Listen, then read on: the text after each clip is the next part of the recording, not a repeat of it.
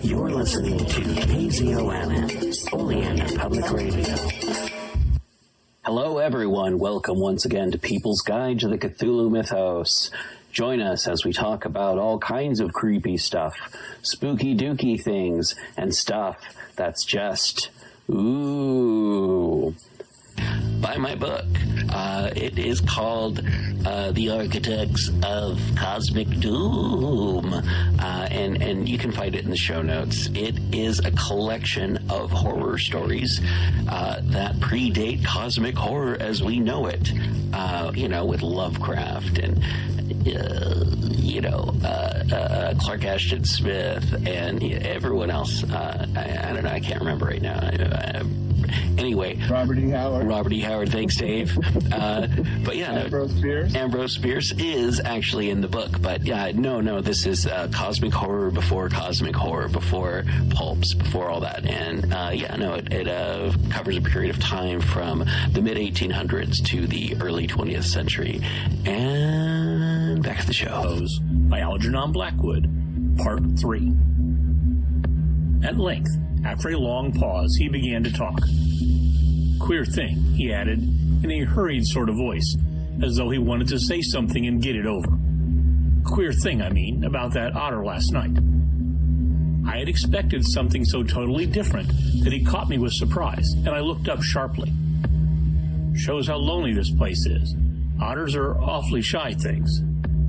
I don't mean that, of course, he interrupted. I mean, did you think it was really an otter? What else, in the name of heaven, what else? You know, I saw it before you did, and at first it seemed so much bigger than an otter. The sunset, as you looked upstream, magnified it or something, I replied. He looked at me absently a moment, as though his mind were busy with other thoughts. It had such extraordinary yellow eyes, he went on half to himself. That was the sun, too, I laughed, a trifle boisterously. I suppose you'll wonder next if that fellow in the boat... I suddenly decided not to finish the sentence. He was in the act again of listening, turning his head to the wind, and something in the expression of his face made me halt. The subject dropped, and we went on with our caulking. Apparently he had not noticed my unfinished sentence. 5 minutes later, however, he looked at me across the canoe, the smoking pitch in his hand, his face exceedingly grave. I did rather wonder, if you want to know, he said slowly, what that thing in the boat was. I remember thinking at the time it was not a man. The whole business seemed to rise quite suddenly out of the water. I laughed again boisterously in his face, but this time there was impatience and a strain of anger too in my feeling. Look here now, I cried. This place is quite queer enough without going out of our way to imagine things. That boat was an ordinary boat, and the man in it was an ordinary man, and they were both going downstream as fast as they could lick, and that otter was an otter, so don't let's play the fool about it. He looked steadily at me with the same grave expression. He was not in the least annoyed. I took courage from his silence. And for heaven's sake, I went on, don't keep pretending you hear things, because it only gives me the jumps, and there's nothing to hear but the river and this cursed old thundering wind.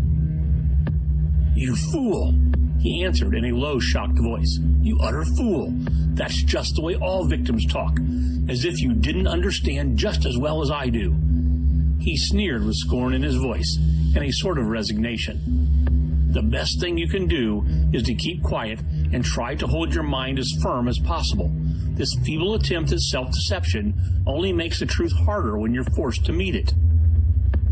My little effort was over, and I found nothing more to say, for I knew quite well his words were true, and that I was the fool, not he. Up to a certain stage in the adventure, he kept ahead of me easily, and I think I felt annoyed to be out of it, to be thus proved less psychic, less sensitive than himself to these extraordinary happenings, and half ignorant all the time of what was going on under my very nose. He knew from the very beginning, apparently, but at the moment I wholly missed the point of his words about the necessity of there being a victim, and that we ourselves were destined to satisfy the want. I dropped all pretense thenceforward, but thenceforward likewise my fear increased steadily to the climax. But you're quite right about one thing," he added, before the subject passed, "and that is that we're wiser not to talk about it, or even to think about it, because what one thinks finds expressions in words, and what one says happens." That afternoon, while the canoe dried and hardened, we spent trying to fish, testing the leak, collecting wood, and watching the enormous flood of rising water. Masses of driftwood swept near our shores sometimes, and we fished for them with long willow branches. The island grew perceptibly smaller as the banks were torn away with great gulps and splashes. The weather kept brilliantly fine till about 4 o'clock, and then for the first time in 3 days, the wind showed signs of abating. Clouds began to gather in the southwest, spreading thence slowly over the sky. This lessening of the wind came as a great relief, for the incessant roaring, banging, and thundering had irritated our nerves. Yet the silence that came about 5 o'clock, with its sudden cessation, was in a manner quite as oppressive. The booming of the river had everything in its own way then. It filled the air with deep murmurs, more musical than the wind noises, but infinitely more monotonous. The wind held many notes, rising, falling, always beating out some sort of great elemental tune, whereas the river's song lay between 3 notes at most, dull pedal notes that held a lugubrious quality foreign to the wind, and somehow seemed to me, in my then nervous state, to sound wonderfully well the music of doom. It was extraordinary, too, how the withdrawal suddenly of bright sunlight took everything out of the landscape that made for cheerfulness.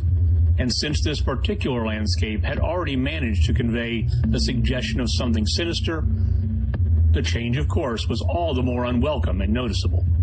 For me, I know, the darkening outlook became distinctly more alarming, and I found myself more than once calculating how soon after sunset the full moon would get up in the east, and whether the gathering clouds would greatly interfere with her lighting of the little island. With this general hush of the wind, though it still indulged in occasional brief gusts, the river seemed to grow blacker, the willows to stand more densely together. The latter, too, kept up a sort of independent movement of their own, rustling among themselves when no wind stirred, and shaking oddly from the roots upward. When common objects in this way become charged with the suggestion of horror, they stimulate the imagination far more than things of unusual appearance. And these bushes, crowding huddled about us, assumed for me in the darkness a bizarre grotesquerie of appearance that lent to them somehow the aspect of purposeful and living creatures. Their very ordinariness, I felt, masked what was malignant and hostile to us. The forces of the region drew near with the coming of night. They were focusing upon our island, and more particularly upon ourselves. For thus somehow, in the terms of the imagination, did my really indescribable sensations in this extraordinary place present themselves. I had slept a good deal in the early afternoon, and had thus recovered somewhat from the exhaustion of a disturbed night, but this only served apparently to render me more susceptible than before to the obsessing spell of the haunting. I fought against it, laughing at my feelings as absurd and childish, with very obvious physiological explanations. Yet in spite of every effort, they gained in strength upon me so that I dreaded the night, as a child lost in a forest must dread the approach of darkness. The canoe we had carefully covered with a waterproof sheet during the day, and the one remaining paddle had been securely tied by the Swede to the base of a tree, lest the wind should rob us of that too. From 5 o'clock onward, I busied myself with a stew pot and preparations for dinner, it being my turn to cook that night. We had potatoes, onions, bits of bacon fat to add flavor, and a general thick residue from former stews at the bottom of the pot. With black bread broken up into it, the result was most excellent, and it was followed by a stew of plums with sugar and a brew of strong tea with dried milk. A good pile of wood lay close at hand, and the absence of wind made my duties easy. My companion sat lazily watching me, dividing his attentions between cleaning his pipe and giving useless advice, an admitted privilege of the off-duty man. He had been very quiet all the afternoon, engaged in recalking the canoe, strengthening the tent ropes, and fishing for driftwood while I slept. No more talk about undesirable things had passed between us, and I think his only remarks had to do with the gradual destruction of the island, which he declared was not fully a third smaller than when we first landed. The pot had just began to bubble when I heard his voice calling to me from the bank where he had wandered away without my noticing. I ran up. "Come and listen," he said, "and see what you make of it." He held his hand cupwise to his ear, as so often before. "Now do you hear anything?" he asked, watching me curiously. We stood there, listening attentively together. At first I heard only the deep note of the water and the hissings rising from its turbulent surface. The willows for once were motionless and silent. Then a sound began to reach my ears faintly, a peculiar sound, something like the humming of a distant gong. It seemed to come across to us in the darkness from the waste of swamps and willows opposite. It was repeated at regular intervals, but it was certainly neither the sound of a bell nor the hooting of a distant steamer. I can liken it to nothing so much as to the sound of an immense gong, suspended far up in the sky, repeating incessantly its muffled metallic note, soft and musical, as it was repeatedly struck. My heart quickened as I listened. "I've heard it all day," said my companion. "While you slept this afternoon, it came all round the island. I hunted it down, but could never get near enough to see, to localize it correctly. Sometimes it was overhead, and sometimes it seemed under the water. Once or twice, too, I could have sworn it was not outside at all, but within myself, you know, the way sound in the fourth dimension is supposed to come." I was too much puzzled to pay much attention to his words. I listened carefully, striving to associate it with any known familiar sound I could think of, but without success. It changed in the direction, too, coming nearer and then sinking utterly away into remote distance. I cannot say that it was ominous in quality, because to me it seemed distinctly musical, yet I must admit it set going a distressing feeling that made me wish I had never heard it. "The wind blowing in those sand funnels," I said, determined to find an explanation. "Or the bushes rubbing together after the storm, perhaps." "It comes off the whole swamp," my friend answered. "It comes from everywhere at once." He ignored my explanations. "It comes from the willow bushes somehow." "But now that the wind has dropped," I objected, "the willows can hardly make a noise by themselves, can they?" His answer frightened me, first because I had dreaded it, and secondly because I knew intuitively it was true. "It is because the wind has dropped we now hear it. It was drowned before. It is the cry, I believe, of the—" I dashed back to my fire, warned by the sound of bubbling that the stew was in danger, but determined at the same time to escape further conversation. I was resolute, if possible, to avoid the exchanging of views. I dreaded, too, that he would begin about the gods or the elemental forces or something else disquieting, and I wanted to keep myself well in hand for what might happen later. There was another night to be faced before we escaped from this distressing place, and there was no knowing yet what it might bring forth. "Come and cut up the bread for the pot," I called to him, vigorously stirring the appetizing mixture. The stew pot held sanity for us both, and the thought made me laugh. He came over slowly and took the provision sack from the tree, fumbling in its mysterious depths, and then emptying the entire contents upon the ground sheet at his feet. "Hurry up," I cried. "It's boiling." The Swede burst out into a roar of laughter that startled me. It was forced laughter, not artificial exactly, but mirthless. "There's nothing here," he shouted, holding his sides. "Bread, I mean. It's gone. There is no bread. They've taken it." I dropped the long spoon and ran up. Everything the sack had contained lay upon the ground sheet, but there was no loaf. The whole dead weight of my growing fear fell upon me and shook me. Then I burst out laughing too. It was the only thing to do, and the sound of my laughter also made me understand his. The stain of psychical pressure caused it, this explosion of unnatural laughter in both of us. It was an effort of repressed forces to seek relief. It was a temporary safety valve, and with both of us, it ceased quite suddenly. "How criminally stupid of me," I cried, still determined to be consistent and find an explanation. "I clean forgot to buy a loaf at Pressburg. That chattering woman put everything out of my head, and I must have left it lying on the counter, or—" The oatmeal, too, is much less than it was this morning, the Swede interrupted. Why in the world need he draw attention to it? I thought angrily. There's enough for tomorrow, I said, stirring vigorously, and we can get lots more at Comorn or Grant. In 24 hours we shall be miles from here. I hope so, to God, he muttered, putting the things back into the sack. Unless we're claimed first as victims for the sacrifice, he said with a foolish laugh. He dragged the sack into the tent for safety's sake, I suppose, and I heard him mumbling to himself, but so indistinctly that it seemed quite natural for me to ignore his words. Our meal was beyond question a gloomy one, and we ate it almost in silence, avoiding one another's eyes, and keeping the fire bright.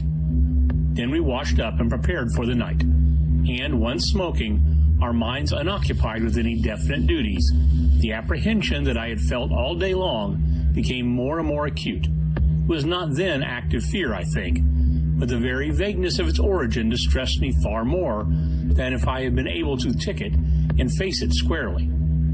The curious sound I have likened to the note of a gong became now almost incessant and filled the stillness of the night with a faint, continuous ringing rather than a series of distinct notes. At one time it was behind, at another time in front of us. Sometimes I fancied it came from the bushes on our left, and then again from the clumps on our right. More often it hovered directly overhead like the whirring of wings. It was really everywhere at once, behind, in front, at our sides and over our heads, completely surrounding us.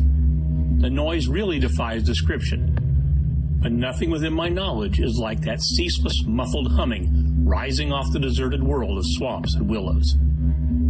We sat smoking in comparative silence, the strain growing every minute greater. The worst feature of the situation seemed to me that we did not know what to expect, and could therefore make no sort of preparation by way of defense. We could anticipate nothing.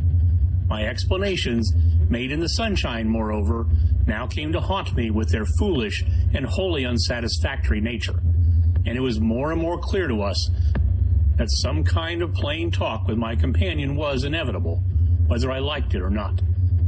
After all, we had to spend the night together and to sleep in the same tent side by side. I saw that I could not get along much longer without the support of his mind, and for that, of course, plain talk was imperative.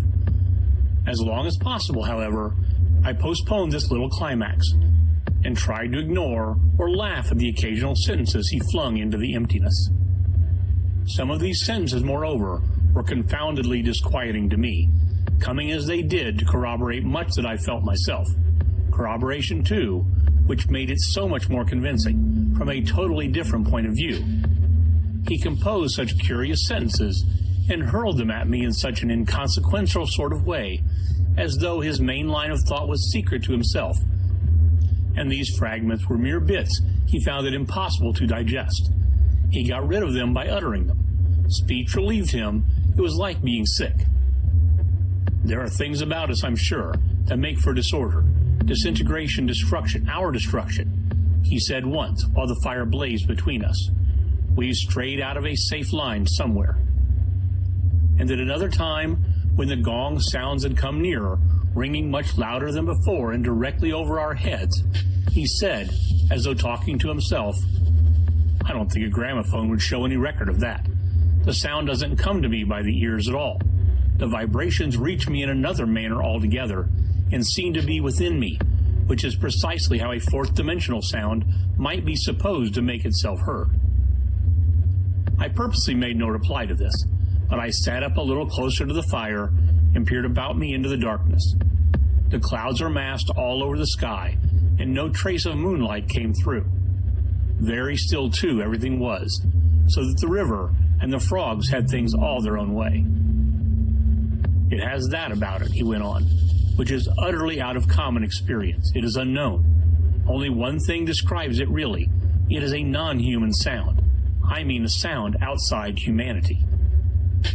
Having rid himself of this indigestible morsel, he lay quiet for a time, but he had so admirably expressed my own feeling that it was a relief to have the thought out, and to have confined it by the limitation of words from dangerous wandering to and fro in the mind. The solitude of that Danube camping place, can I ever forget it? The feeling of being utterly alone on an empty planet. My thoughts ran incessantly upon cities and the haunts of men. I would have given my soul, as the saying is, for the feel of those Bavarian villages we had passed through by the score, for the normal human commonplaces, peasants drinking beer, tables beneath the trees, hot sunshine, and a ruined castle on the rocks behind the red-roofed church. Even the tourists would have been welcome. Yet what I felt of dread was no ordinary ghostly fear. It was infinitely greater, stranger, and seemed to arise from some dim ancestral sense of terror, more profoundly disturbing than anything I had known or dreamed of.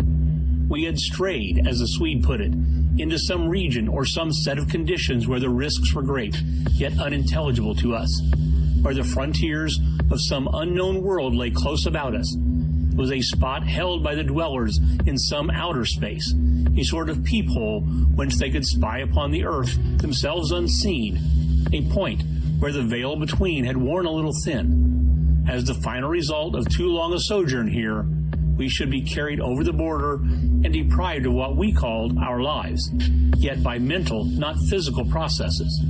In that sense, as he said, we should be victims of our adventure, a sacrifice. It took us in different fashion, each according to the measure of his sensitiveness and powers of resistance. I translated it vaguely into a personification of the mightily disturbed elements, investing them with the horror of a deliberate and malefic purpose, resentful of our audacious intrusion into their breeding place. Whereas my friend threw it into the unoriginal form at first of a trespass on some ancient shrine, some place where the old gods still held sway, where the emotional forces of former worshippers still clung, and the ancestral portion of him yielded to the old pagan spell. At any rate, here was a place unpolluted by men, kept clean by the winds from coarsening human influences, a place where spiritual agencies were within reach and aggressive. Never beyond or since have I been so attacked by indescribable suggestions of a beyond region, of another scheme of life, another revelation not parallel to the human. And in the end, our minds would succumb under the weight of the awful spell, and we should be drawn across the frontier into their world. Small things testified to the amazing influence of the place, and now in the silence round the fire, they allowed themselves to be noted by the mind. The very atmosphere had proved itself a magnifying medium to distort every indication. The otter roiling in the current, the hurrying boatman making signs, the shifting willows, one and all had been robbed of its natural character and revealed in something of its other aspect, as it existed across the border to that other region. And this changed aspect, I felt now, not merely to me, but to the race. The whole experience whose verge we touched was unknown to humanity at all. It was a new order of experience, and in the true sense of the word, unearthly. It's the deliberate, calculating purpose that reduces one's courage to zero, the Swede said suddenly, as if he had been actually following my thoughts. Otherwise, imagination might count for much. But the paddle, the canoe, the lessening food. Haven't I explained all that once? I interrupted viciously. You have, he answered dryly. You have indeed. He made other remarks too, as usual, about what he called the plain determination to provide a victim.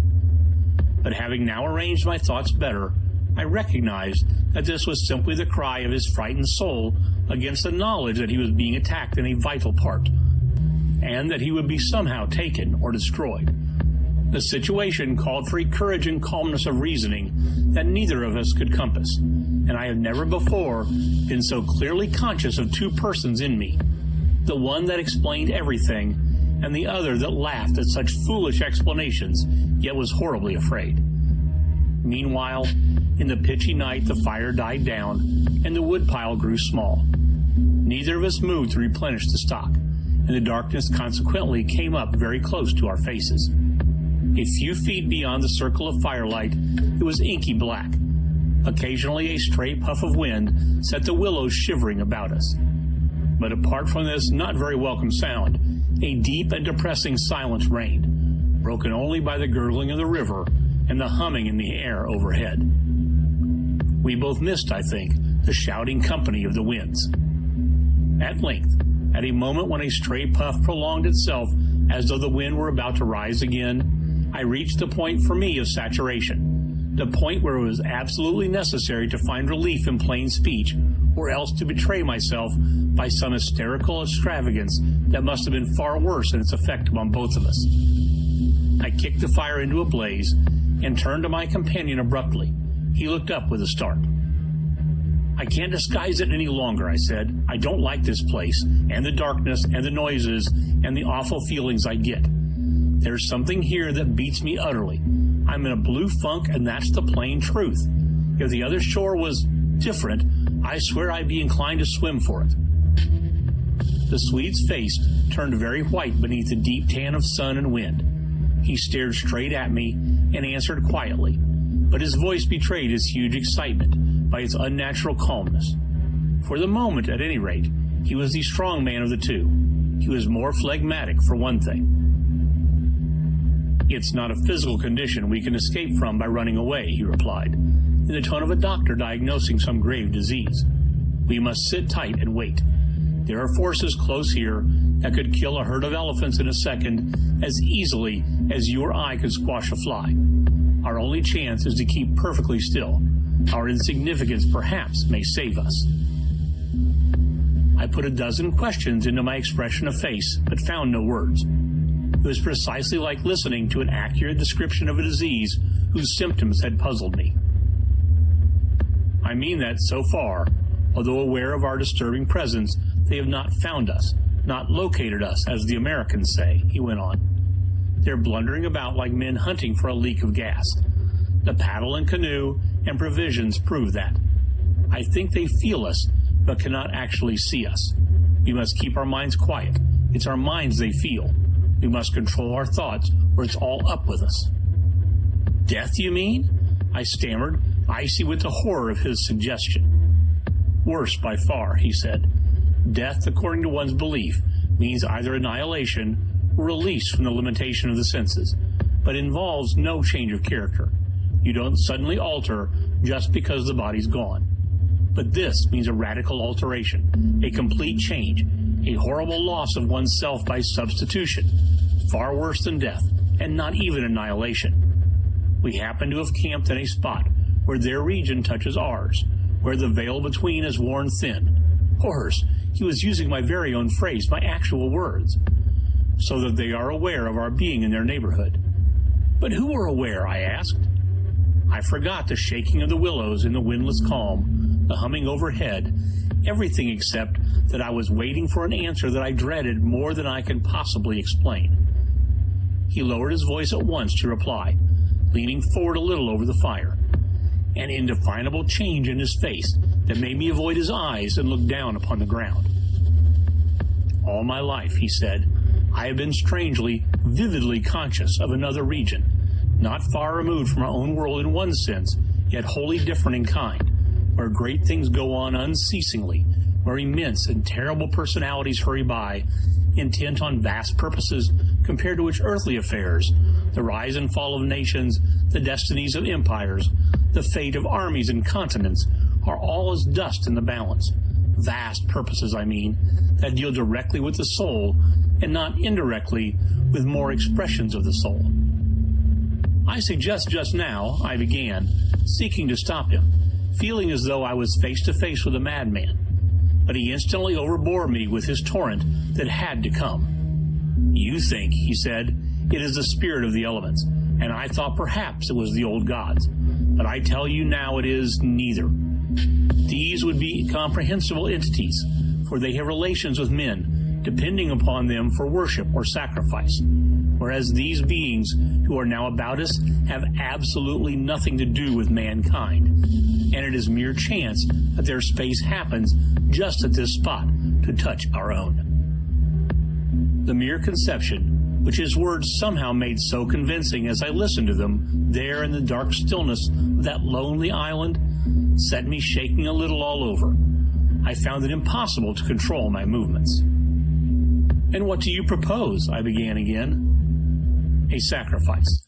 A victim might save us by distracting them until we could get away, he went on, just as the wolves stopped to devour the dogs and give the sleigh another start. But I see no chance of any other victim now. I stared blankly at him. The gleam in his eyes was dreadful. Presently, he continued. End of The Willows, Part 3.